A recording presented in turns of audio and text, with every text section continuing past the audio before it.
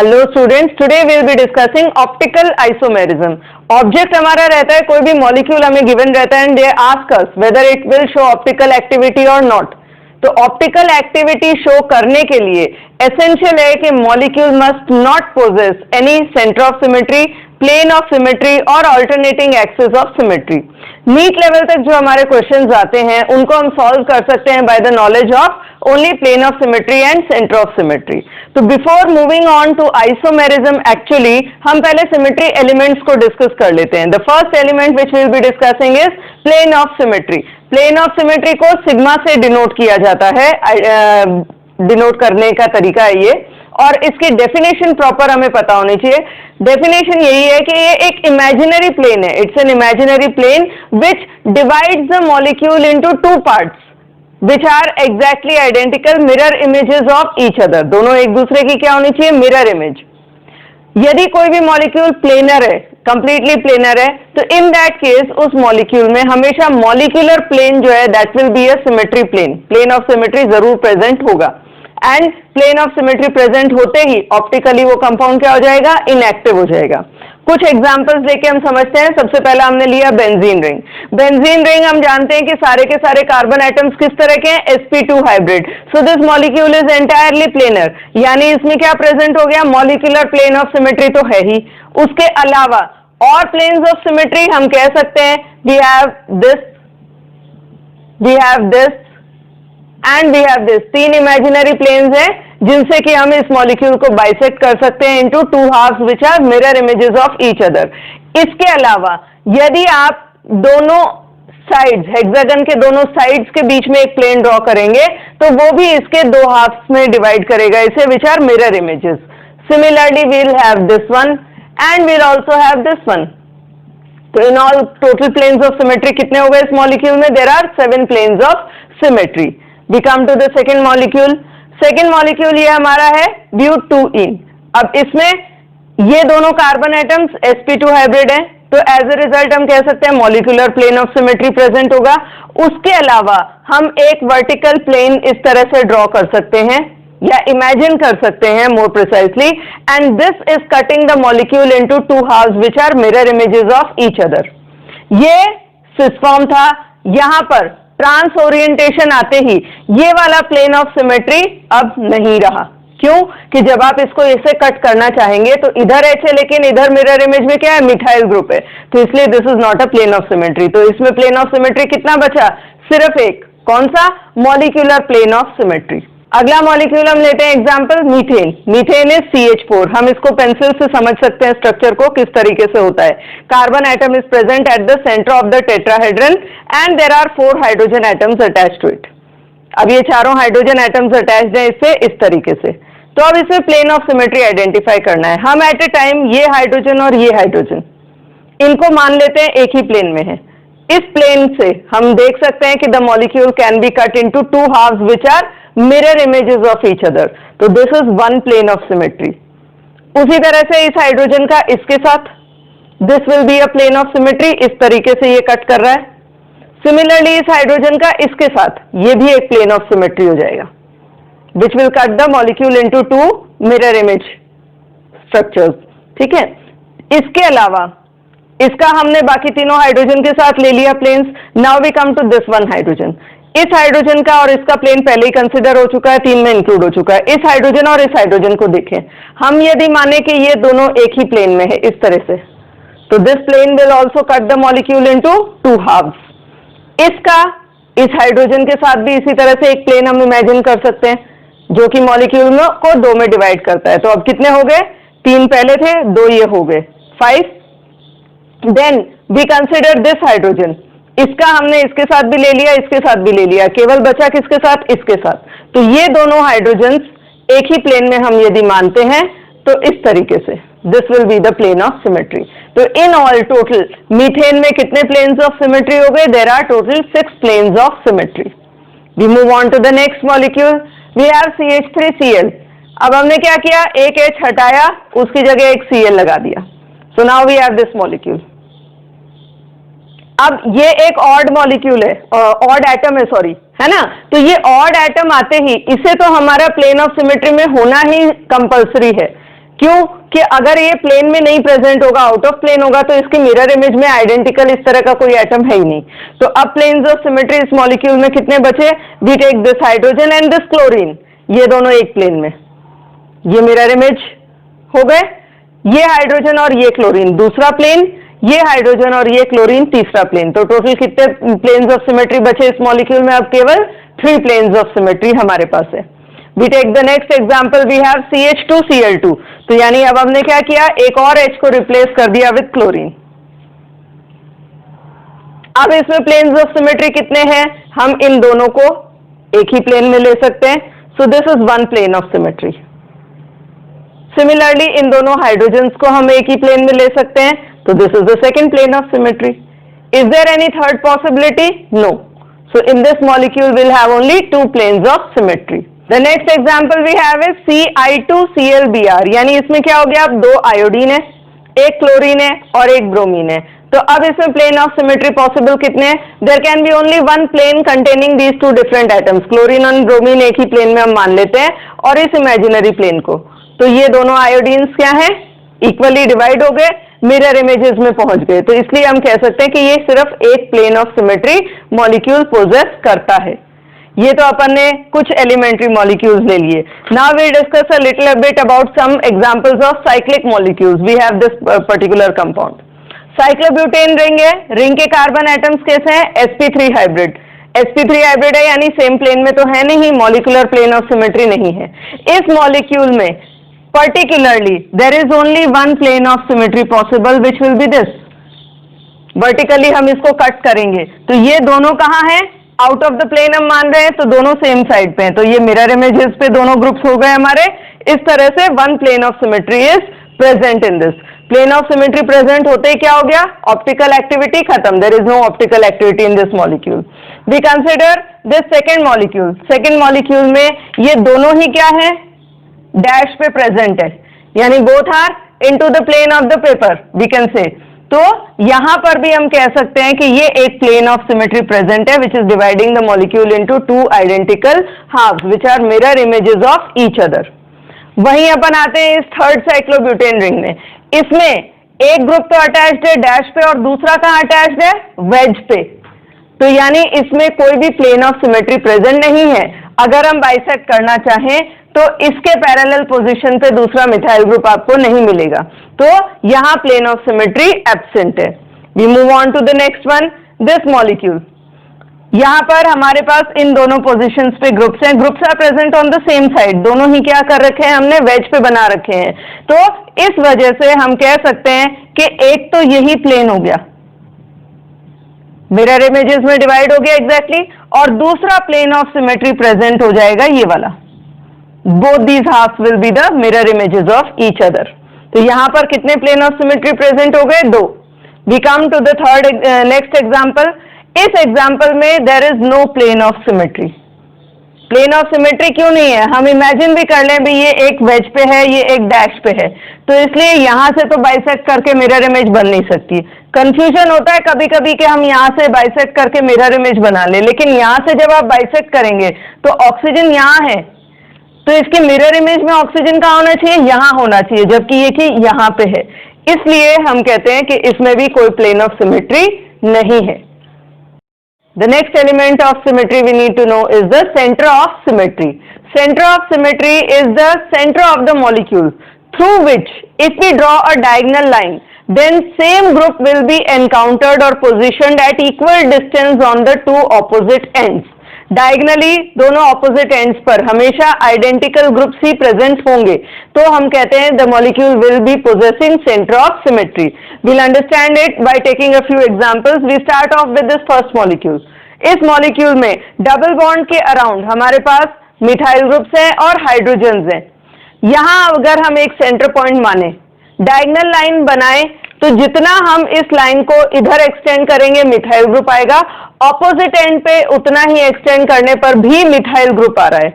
Similarly यदि हम इसको यहां एक्सटेंड करेंगे, H आया एक डायगनल एंड पे, तो उस ऑपोजिट डायरेक्शन में उतना ही ट्रेवल करने पर हमें एक और H मिल जाएगा। तो यानी ये पर्टिकुलर पॉइंट जिससे कि डायगनल्स बनाने पर दोनों एंड्स पर आइडेंटिकल ग्रुप आ रहे हैं, this is the centre of symmetry. We take the next example, यहाँ पर डबल बॉन्ड के अराउंड दोनों मिथाइल ग्रुप्स कहाँ है, सेम एंड पे, और दूसरे एंड पे क्या है, फिर हाइड्रोजन एटम्स ऑब्वियसली प्रेजेंट रहेंगे। तो यहाँ अगर हम सेंटर ऑफ सिमेट्री इमेजिन करना चाहें तो नहीं कर सकते, क्यों कि अगर आप इस पॉइंट से यहाँ ट्रेवल करेंगे, मिथाइल आया, ऑपोजिट डायरेक्शन में उतना ही ट्रेवल करेंगे तो क्या आ रहा है, hydrogen. So this does not poses centre of symmetry, there is no center of symmetry in this molecule. We move on to this next one. यहाँ पर भी हम center of the molecule एक point imagine करें, diagonal line एक draw करेंगे, तो जितना आप अपर एंड पे जाएंगे मिथाइल ग्रुप एनकाउंटर करेंगे, उतना ही इसे नीचे एक्सट्रापोलेट करने पर एक और मिथाइल ग्रुप ही आएगा। तो this is again possessing the centre of symmetry. यहां से आप डायगनल लाइन ड्रॉ करना चाहें तो you will have a CH2, opposite direction में उतना ही जाएंगे तो अगेन CH2। तो this molecule does possess the centre of symmetry. We come to the next example. इसमें हमारे पास यहाँ पर वेज पर लगा हुआ है मिथाइल, जबकि ऑपोजिट एंड पे डैश पर क्या लगा हुआ है, क्लोरीन। तो इसलिए इसमें भी there is no centre of symmetry, क्योंकि आप डायगोनल लाइन ड्रॉ करेंगे, इधर आप अपर एंड पे जाएंगे तो मिथाइल ग्रुप आएगा, उसको लोअर एंड पे एक्सट्रापोलेट करने पर क्या आ जाएगा, chlorine. So this does not possess any centre of symmetry. We move on to next molecule. अभी ये मॉलिक्यूल हमने देखा था प्लेन ऑफ सिमेट्री में भी, हमने कहा था इसमें प्लेन ऑफ सिमेट्री नहीं है, लेकिन सेंटर ऑफ सिमेट्री इसमें जरूर प्रेजेंट है। क्यों कि आप जब इसको यहाँ डायगोनल लाइन ड्रॉ करेंगे, मिथाइल ग्रुप आएगा CH3, उतना ही आप ऑपोजिट डायरेक्शन में इसको एक्सटेंड करेंगे तो you will again encounter a methyl group. इस पॉइंट से यहाँ पर आप इतना चले, ऑक्सीजन एटम आया, ऑपोजिट डायरेक्शन में उतना ही ट्रेवल करेंगे, you will again find N oxygen atom. आप यहाँ से ट्रेवल करेंगे, यहाँ तक CH2 ग्रुप आया, ऑपोजिट डायरेक्शन में डायगनली ऑपोजिट उतना ही ट्रेवल करेंगे तो यू गेट अनदर CH2। तो यानी this molecule does possess a centre of symmetry. उसी तरह से नेक्स्ट एग्जांपल हम ये ले लेते हैं। इसमें भी COOH COH दोनों इस तरह से पोजीशनड है कि आप इमेजिनरी पॉइंट सेंटर में जो लेंगे उससे आप डायगोनल लाइन जैसे ही बनाएंगे तो एक एंड पे COH, दूसरे पे भी COH। सिमिलरली एक एंड पे H, दूसरे पे भी H। एक एंड पे यदि OH आ रहा है तो ऑपोजिट डायरेक्शन में भी क्या आ रहा है, OH आ रहा है। So this configuration also possesses the centre of symmetry. We move on to this molecule. यहाँ पर भी एक इमेजिनरी पॉइंट सेंटर में माने, आप यहाँ से जितना ट्रेवल करेंगे NH आया, उतना ही ऑपोजिट डायरेक्शन में फिर NH। यहाँ से यहाँ ट्रेवल करेंगे, CO आ रहा है, उतना ही ट्रेवल करने पर CO। यहाँ से यहाँ तक ट्रेवल करने पर स्ट्रेट लाइन ड्रॉ करेंगे, जितना ही डिस्टेंस पे CH3 आ रहा है, ऑपोजिट डायरेक्शन में उतना ही जाने पर अगेन मिथाइल ग्रुप। उसी तरह से यहाँ हाइड्रोजन है तो यहाँ भी हाइड्रोजन। तो this molecule also does possess the centre of symmetry. लेकिन जब हम इस मॉलिक्यूल की बात करें, यहां से यहाँ CH3 आ रहा है, ऑपोजिट में भी CH3 है, लेकिन जब आप हाइड्रोजन की बात करें तो दोनों हाइड्रोजन कहाँ लगे हैं, वेज पे लगे हैं। यानी यहां से यहाँ ट्रेवल करने पर हाइड्रोजन आया, ऑपोजिट डायरेक्शन में डायगनली ऑपोजिट इसको एक्सटेंड करेंगे तो क्या आएगा, ब्रोमीन आ रहा है। तो यानी centre of symmetry is absent in this particular example also, there is no centre of symmetry. अब कोई भी गिवन मॉलिक्यूल है, whether it will show optical activity और नॉट, हमें कैसे पता चलेगा, क्या कंडीशन है? एसेंशियल कंडीशन यही है कि overall molecule must be asymmetric या फिर कायरल भी हम उसे कहते हैं। तो the overall molecule it must possess asymmetry और chirality in order to show optical activity, whether it possesses a chiral carbon or not. तो हम पहले कुछ ऐसे ही एग्जाम्पल्स देखेंगे, categories, few categories we discuss, only a few, where the molecules do not possess any chiral center, chiral carbon atom, but the overall molecules are asymmetric and therefore they do show optical activity. पहली category इसमें जो हम बात करेंगे वो है हमारे क्यूमुलिन्स, पायरेन्स and साइक्लोएल्काइलिडीन्स। पहले तो ये कंपाउंड्स क्या होते हैं, क्यूमुलिन्स जिनमें कंटिन्यूस डबल बॉन्ड्स होते हैं, इसके अलावा स्पाइरेन्स जिनमें कंटिन्यूस साइक्लिक रिंग्स होंगी, क्लोज रिंग्स होंगी, स्पाइरेन्स वो होते हैं। साइक्लोएल्काइलिडीन्स में रिंग्स भी होती हैं और कंटिन्यूएशन में, रिंग के कंटिन्यूएशन में डबल बॉन्ड भी होते हैं। एसेंशियल कंडीशन इस तरह के कंपाउंड्स में क्या है, ऑप्टिकल एक्टिविटी कब शो करेंगे, दो कंडीशंस हैं। पहली चीज तो the number of double bonds और द नंबर ऑफ रिंग्स या double bond plus ring, overall इनका नंबर हमेशा कैसा होना चाहिए? Even. The number of double bonds, continuous double bonds must be even. The number of ring plus double bond must be even. इससे होता क्या है कि जो टर्मिनल कार्बन एटम्स है उससे अटैच दोनों ग्रुप्स जो हैं वो म्यूचुअली परपेंडिकुलर प्लेन में ओरिएंट रहते हैं और उस वजह से molecular plane of symmetry absent हो जाता है. हम समझेंगे एग्जांपल एलीन का लेकर के. We have C double bond C double bond C. Terminal carbon atom से हमारे दो ग्रुप्स अटैच्ड हैं. अब यहां पर ये तीनों कार्बन कैसे हैं? sp2 हाइब्रिड है, तो they are all present in one line. ठीक है. जैसे ही हमने ये इवन नंबर लिया, इवन नंबर लेने से क्या हुआ कि जो टर्मिनल एंड्स के ग्रुप हैं, एक के ग्रुप यदि हमारे इस तरीके से रहेंगे तो दूसरे के sp2 हाइब्रिड ग्रुप्स इस तरीके से रहेंगे. तो they are mutually perpendicular to each other like this. Okay, so these are mutually perpendicular in mutually perpendicular planes. Furthermore, second condition क्या है कि टर्मिनल कार्बन से अटैच दोनों ग्रुप्स कैसे होने चाहिए? डिफरेंट, कभी भी सेम नहीं होने चाहिए. इस कार्बन से अटैच दोनों ग्रुप्स भी कैसे होने चाहिए? Different. They must be different from each other. उसी से क्या होगा? प्लेन ऑफ सिमेट्री एब्सेंट होगा. फॉर एग्जाम्पल अपन ने यही एलीन लिया है इस तरीके से, हम इसे ऐसे समझ लेंगे बेटर. ये A है, ये B है, ये A है, ये B है. We have one particular plane like this. ठीक है. तो आप इमेजिन कर सकते हैं कि इसमें कोई भी प्लेन ऑफ सिमेट्री नहीं है. अब यदि माने कि हम यहाँ पर दोनों ग्रुप्स आइडेंटिकल हो, किसी एक कार्बन पर ले लिया, चलिए हमने दोनों A ले लिए, है ना. तो अब क्या हुआ? ये इस तरीके से अटैच रहेगा. ठीक है. अब यहाँ पर ये दोनों ग्रुप्स A और B ये एक प्लेन में प्रेजेंट है और ये इसको बाइसेक्ट कर रहे हैं इनटू टू हाफ्स. क्यों? क्योंकि ये और ये दोनों एक दूसरे की मिरर इमेज हो सकते हैं, सेम ग्रुप है. तो हमारे पास एक इस तरह का प्लेन ऑफ सिमेट्री आ गया. तो किसी भी एक कार्बन से आइडेंटिकल ग्रुप्स अगर टर्मिनल एंड पे अटैच्ड हैं तो प्लेन ऑफ सिमेट्री आता है. प्लेन ऑफ सिमेट्री आते ही optical activity will be absent. तो इस कंपाउंड के लिए ऑप्टिकल एक्टिविटी शो करने के लिए दो एसेंशियल कंडीशंस. पहली तो number of continuous double bond must be even, और दूसरा टर्मिनल कार्बन से, एक ही कार्बन से अटैच दोनों ग्रुप्स कैसे होने चाहिए? डिफरेंट होने चाहिए, सेम नहीं हो सकते.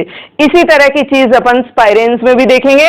कंटिन्यूअस रिंग्स दो हैं, इवन नंबर है, टर्मिनल एंड पे अलग अलग ग्रुप्स अटैच्ड हैं. तो this compound will also show optical activity. This compound has a ring and a double bond in continuation. तो ये हमारा इवन नंबर हो गया, रिंग प्लस डबल बॉन्ड, और टर्मिनल एंड से अटैच ग्रुप्स क्या हैं? अलग अलग हैं. तो इसका मतलब ये भी ऑप्टिकल एक्टिविटी शो करेगा. किसी भी एक कार्बन से अगर आइडेंटिकल ग्रुप्स अटैच होंगे तो optical activity will be absent. We next move on to the second category, that is biphenyls.